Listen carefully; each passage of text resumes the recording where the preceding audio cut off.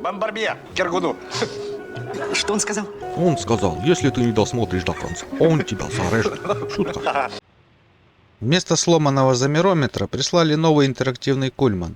Теперь можно управлять процессом тестирования на стендах дистанционно. Протестируй работу этого аппарата. Арчи, прием, как слышно? Саш, что там? Сейчас будем проводить тесты. Выходи на переезд. Чего надо, Саша? Тесты сейчас будем проводить, говорю. На переезд выходи. Ну, вышел. Отправляй состав из одного вагона на погрузку. Котельную нормально. Какая котельная, ёкараный бабай? Поезд с вагоном пустым на погрузку отправь, ёшкин кот. Давление посмотреть. Да какое давление, олень глухой? Поезд мне нужен на станции, поезд с вагоном одним. Я не знаю, блядь, тут уйди, нихуя тут не слышу. Все, нет больше моих сил, поеду уши ему прочищу. Приветствую подписчиков и гостей канала на второй части третьей главы цикла «Математики Республики». В этой серии я разберу оптимизацию импорта-экспорта железнодорожным транспортом и торговым флотом. И в заключение подведу общий итог главы, который заодно будет введением в экономику. Тесты были запланированы по образу и подобию с автомобильным транспортом. Загрузив вагон навалочным грузом и отправив его на таможню, я сразу просчитал номинальную скорость экспорта. Оказалось, что она полностью соответствует показателям для автотранспорта, то есть 1 тонна в секунду для экспорта. И для импорта показатели аналогичны. Несмотря на то, что было понятно сразу, что это не совпадение, я все же усердно проверил все остальные грузы. И по всем из них это подтвердилось по факту.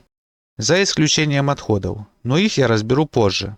Так что же получается, что фактическая скорость экспорта и импорта товаров и ресурсов железнодорожным транспортом равна автомобильному транспорту?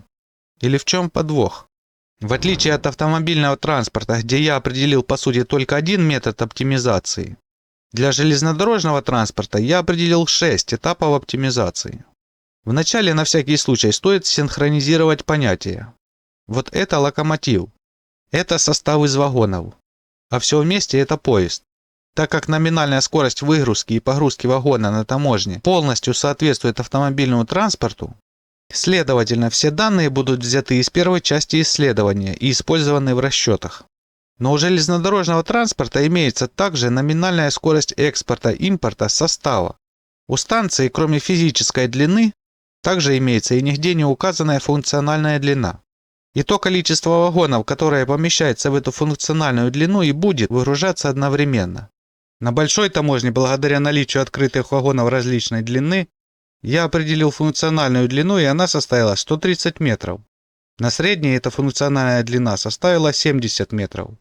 На большую таможню может войти и состав длиной 135 метров, если он будет состоять из одного 15-метрового вагона и 6 20-метровых. А вот если развернуть наоборот или составить из 15-метровых вагонов, то такой состав не войдет. Странно, но ковыряться в этом эффекте нет времени. Кроме того, в дальнейших расчетах я буду считать функциональную длину равной 120 метрам, так как эта величина делится без остатка на 10, 15, 20. Это значит, что в функциональную длину ЖД-станции большой таможни войдет 6 20-метровых вагонов, или 8 15-метровых, или 12 10-метровых вагонов. Причем учитывается только состав. Длина локомотива, их количество и расположение в составе не важно. И скорость номинального экспорта состава составит 6, 8 или 12 тонн в секунду соответственно. Я всегда считал, что чем больше вагон, тем лучше, а оказалось все наоборот. По номинальному экспорту да, а по фактическому нужно еще просчитать. Следовательно, по этой причине для максимальной эффективности экспорта-импорта состав должен быть кратным 120 метрам, то есть 120, 240, 360 метров. А вот 480 уже нельзя, потому что максимальная длина поезда 450 метров. Первый и второй этапы оптимизации – оптимизация вагона и состава. Чтобы рассчитать фактическую скорость экспорта, необходимо вычислить время въезда и выезда. У железнодорожного транспорта оно определяется, исходя из построенной развязки. Чем длиннее поезд, тем, соответственно, длиннее въезд и выезд, и их длительность. Тестироваться будут поезда, в составе которых вагоны 10 метров 29 тонн стали, 15 метров 70 тонн стали и 20 метров 79 тонн стали. Локомотив 4 мегаватта 160 км в час. Развязка стандартной конструкции минимальной длины 80 метров. Состав 120 метров. Время въезда составляет округленно 23 секунды. Время выезда 16 секунд, плюс 2 секунды простой. И сразу можно эти данные вставить в графики движения. Состав из 10-метровых вагонов даст 535 тонн за игровые сутки. Состав из 15-метровых вагонов 642 тонны за игровые сутки. И состав из 20-метровых вагонов 514 тонн за игровые сутки. Далее составы 240 метров. Время въезда здесь уже различается заметнее из-за разницы в массах поезда. Для 10-метровых вагонов 32 секунды. Для 15-метровых вагонов 37 секунд. Для 20-метровых вагонов 34 секунды. Выезд у всех примерно одинаковый и составляет 22 секунды плюс простой 2. Аналогично сразу вношу данные в таблицу и оцениваю результат фактического экспорта. Состав из 10-метровых вагонов даст 704 тонны за игровые сутки. Состав из 15-метровых вагонов 733 тонны за игровые сутки. И состав из 20-метровых вагонов 601 тонна за игровые сутки. Заметно серьезно сократившаяся разница в показателях между составами 10 и 15-метровых вагонов. Состав из 20-метровых вагонов все так же в аутсайдерах. И третий тест с максимальным составом 360 метров. Время въезда также увеличилось до 43-46 секунд. Время выезда 28 секунд плюс 2 секунды простое. Состав из 10-метровых вагонов даст 764 тонны за игровые сутки. Состав из 15-метровых вагонов 800 тонн за игровые сутки. И состав из 20-метровых вагонов 646 тонн за игровые сутки. Причина того, что 10-метровые вагоны уступают 15-метровым, в непропорциональном уменьшении тоннажа вагона относительно его длины. По той же причине 20-метровые вагоны намного хуже 15-метровых. Третий этап оптимизации – оптимизация мощности локомотива. Железнодорожный транспорт, в отличие от автомобильного, можно не только увеличить по тоннажу, но и по мощности. А увеличение мощности, в свою очередь, сокращает время въезда и выезда соответственно. Во всяком случае, так должно быть в теории, а как на практике? На примере этого теста я выявил 5 поездов с максимальной длиной состава 360 метров, набранных из 15-метровых вагонов. Количество локомотивов от 1 до 5. Шестой поезд за компанию, потому что еще один локомотив не влез. Итог этого теста показывает, что линейное увеличение мощности кратно меньше линейного увеличения динамики разгона. И это печально. 2 локомотива дают прирост фактической скорости 10%. 3 локомотива добавляют еще 2%. 4 локомотива также добавляют еще 2%. Разницы между 5 и 4 локомотивами практически нет. Но оптимально 2 локомотива для максимального состава. Большее количество – это слишком высокая стоимость оптимизации. А для 240-метрового и 120-метрового состава увеличение мощности даст еще меньший результат. Четвертый этап оптимизации – оптимизация развязки. Классическая развязка, которая в том или ином виде используется повсеместно, является по сути ничем иным, как таким же односторонним реверсным участком дороги, как на автомобильной части таможни, что создает последовательный ступенчатый поток и существенно снижает фактическую скорость экспорта и импорта. Но это можно и нужно исправить и перевести все 3 потока в параллельный режим работы. Для этого нужно, во-первых, определиться с длиной состава и поезда в целом, который будет использоваться. Для состава 120 метров с одним локомотивом и итоговой длиной 137 метров пошаговая инструкция к построению выглядит следующим образом. Первое. От центрального подключения таможни отвести опорный путь длиной в 3 длины поезда. Второе. От крайней точки таможни отмерить расстояние в длину поезда, в данном примере 140 метров. Третье. Проложить боковые пути с запасом 10 метров от этой точки. Четвертое. Установить семафоры в этой точке на всех отведенных путях. Пятое. Отложить маркерный участок пути 50 метров или воспользоваться рулеткой или сеткой. Шестое. От него отвести путь до конца ранее проложенного участка. Седьмое. Повторить операцию еще 7 раз, чтобы получилось 9 путей. 8. Удалить маркерный участок и промежуточные опорные пути. 9. Сделать сведение к ранее выведенным от таможни путям. 10. Установить семафоры. 11. Разделить участки ожидания на две части семафорами согласно длины поезда. 12. Сделать сведение хвоста транспортной инфраструктуры. 13. На все въезды на участки с перехлестами обязательно поставить цепной сигнал. 14. Подключить структуру к подходящим путям. Сам хвост можно также оптимизировать с помощью эстакад или тоннелей, чтобы выезжающие и въезжающие поезда не пересекались. Теперь можно запустить поезда и оценить работу полученной структуры. Визуально, конечно, это выглядит эффектно, но что с фактическими показателями? Этот этап оптимизации имеет существенное влияние на фактическую скорость экспорта. Для всех составов – коротких, средних и длинных. Для наиболее эффективных составов из 15-метровых вагонов он добавляет минимум 35% к объему экспорта за игровые сутки. И этот показатель уже превышает 1000 тонн за игровые сутки для длинных составов 360 метров. Пятый этап оптимизации – интервальное движение. На железнодорожный транспорт интервальное движение также должно было оказать положительное влияние, как и на автомобильный. Разумеется, что наиболее подходящим составом для этого этапа оптимизации будет длинный состав 360 метров. При его использовании можно сократить время въезда в 5 раз с 46 секунд до 10 секунд для такого состава. Исходя из расчетов, такое сокращение даст еще 13% прироста к фактической скорости экспорта. Да, не так много, как хотелось бы, но это еще плюс 150 тонн за игровые сутки.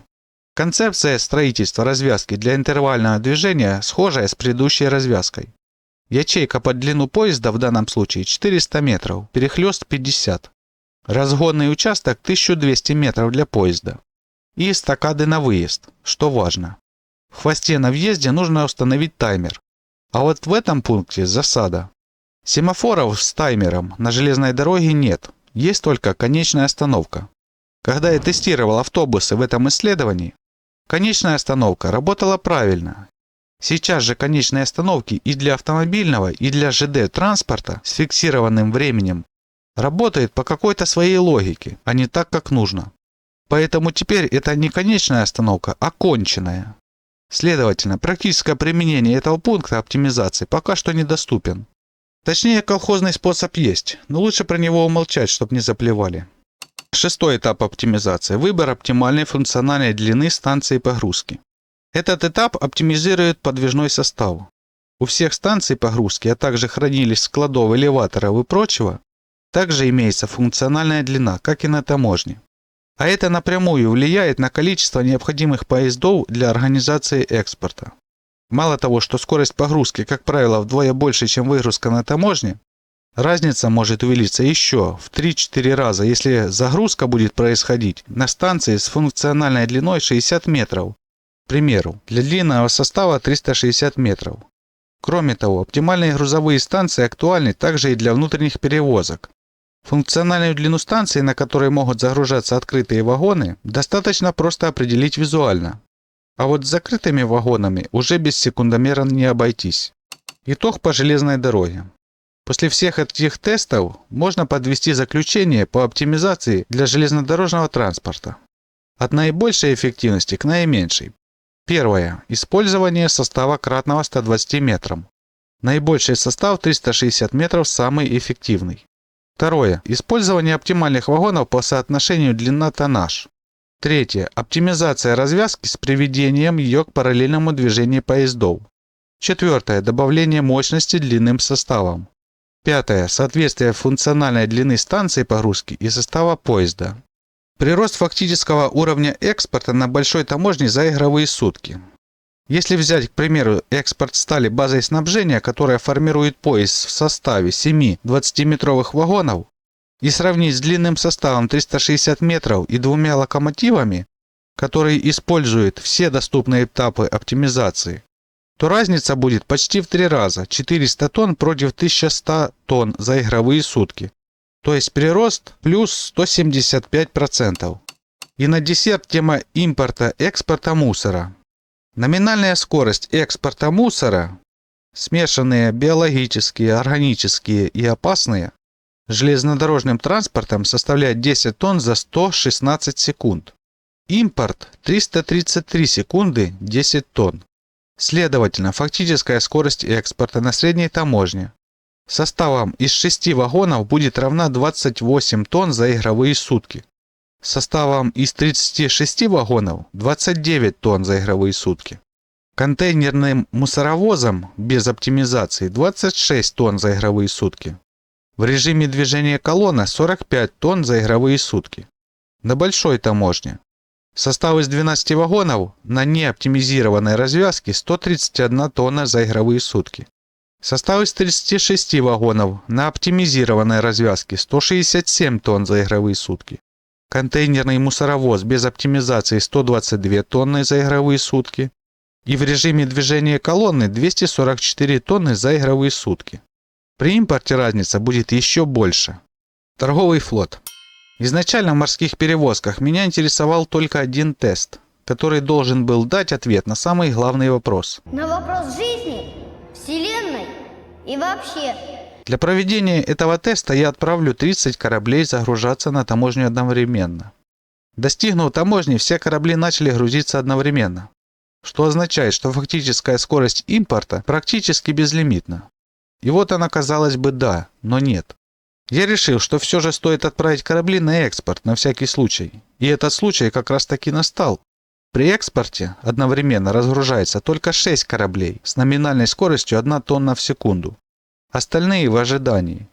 Из чего следует, что фактическая скорость экспорта торгового флота равна 360 тонн за игровые сутки на один морской таможенный пункт. Сколько этих пунктов может быть, неизвестно. И при определенных условиях можно считать, что он всего лишь один. Сразу в воображении появляются кислые морды тех, кто зуб давал в комментариях к прошлому исследованию, что корабли – это имба. А вот и нет.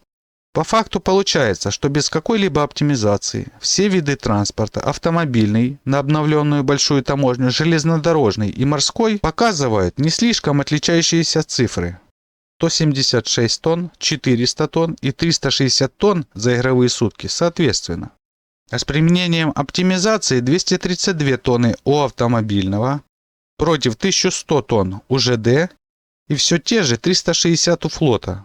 С большим отрывом выходит в лидере железнодорожный транспорт. Никаких способов и методов оптимизации для торгового флота нет от слова совсем. И еще один факт – это то, что экспорт все-таки имеет граничные значения. И он не бесконечен, в отличие от импорта.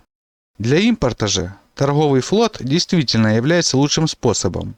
С практически безграничными объемами импорта товаров и ресурсов. И теперь уже можно подбить итоги всей главы, которые по сути будут введением в экономику. Можно ли отказаться от экспорта другими видами транспорта в пользу какого-то другого, конкретно железнодорожного транспорта, исходя из полученных результатов? Или все же нужно пользоваться всеми видами перевозок, в том числе и с использованием воспринятой в штыки оптимизации для автотранспорта? Ответ на этот вопрос лежит не только в плоскости логистики и ее фактических показателей, но также и в плоскостях производственной мощности, логистической и экономической целесообразности. Что я имею в виду, продемонстрирую на следующем примере. На расстоянии в 1, 5 и 10 километров от таможни и берега расположу производственную агломерацию. Она будет состоять из пищевой и текстильной промышленности, завода панелей и кирпичей. Суммарный объем производства – 153 тонны за игровые сутки. Данная производственная агломерация выдаст продукции на общую сумму 9000 за игровые сутки. Что необходимо, чтобы доставить все эти грузы на таможню автомобильным транспортом? 1 километр дороги – 43 тысячи.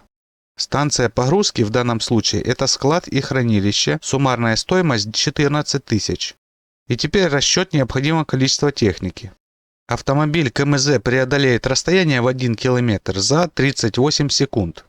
Дольше всего будут загружаться на складе панели 23 секунды и выгружаться на таможне 15 секунд. Общее время круга составляет 114 секунд. За это время завод панелей произведет 135 тонн продукции. Следовательно, необходимое количество бортовых грузовиков равно 9. Для кирпичей необходимо 7 бортовых грузовиков. и для складских товаров 6 крытых. Суммарная стоимость техники 180 тысяч. Депо и строительная контора могут быть бесплатными.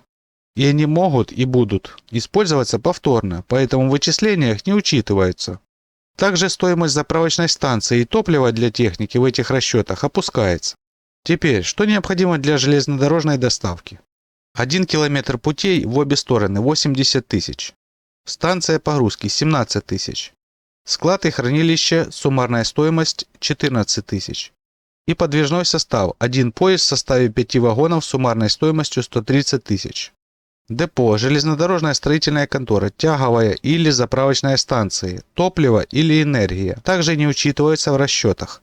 Но здесь уже нужно учитывать, что без них не обойтись. И третий способ доставки – это торговый флот. Для его организации потребуется грузовой причал стоимостью 130 тысяч, уже большой склад и хранилище суммарной стоимостью 40 тысяч.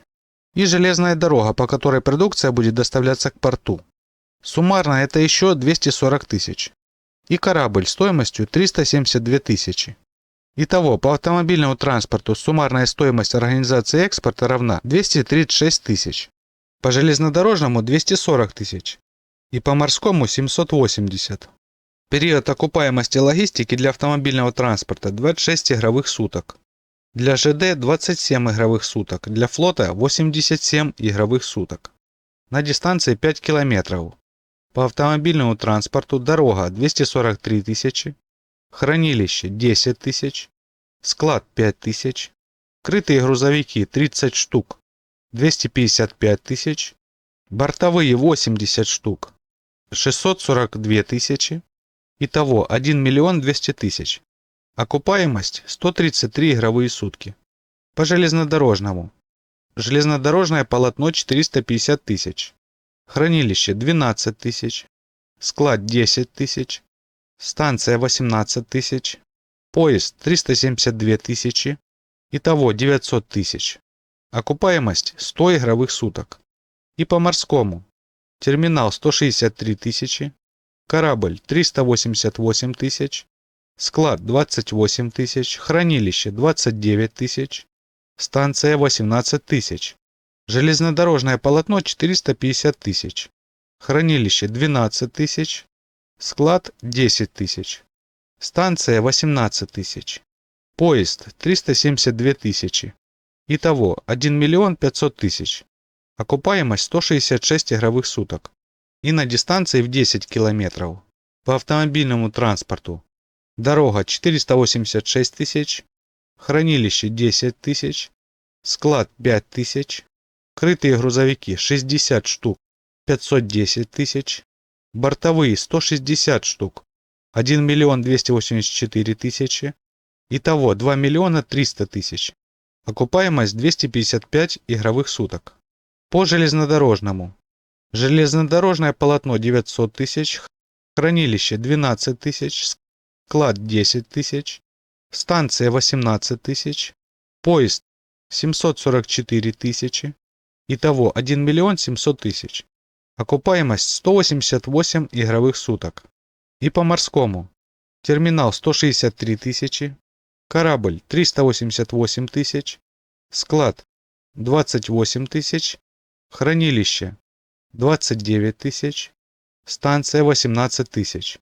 Железнодорожное полотно 900 тысяч, хранилище 12 тысяч, склад 10 тысяч, станция 18 тысяч, поезд 744 тысячи. Итого 2 миллиона 300 тысяч. Окупаемость 255 игровых суток. Из всего вышеизложенного следует: на малых дистанциях при объеме производства в пределах пропускной способности таможни автотранспортом, то есть 175 тонн за игровые сутки, применение автотранспорта и железнодорожного транспорта равнозначно. На средних и длинных дистанциях от таможни, а также при превышении объема производства на экспорт в 200 тонн за игровые сутки, несомненное лидерство за железнодорожным транспортом. Морской же транспорт находится в абсолютных аутсайдерах, применительно к экспорту, и может быть использован как небольшое, но достаточно дорогостоящее дополнение к объемам экспорта. Но в импорте он безусловный лидер.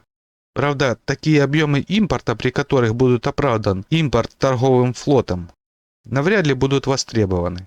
Арчи, тебе телеграмма. Что там? Арчибальд, сынок, сделай, как я тебе говорю, и не спорь. Кораблями импортируй сколько влезет. Поездами экспортируй, но оптимизируй развязку у таможни. Машинками вози мусор в режиме колонны. С любовью и заботой, твой отец. Хорошо.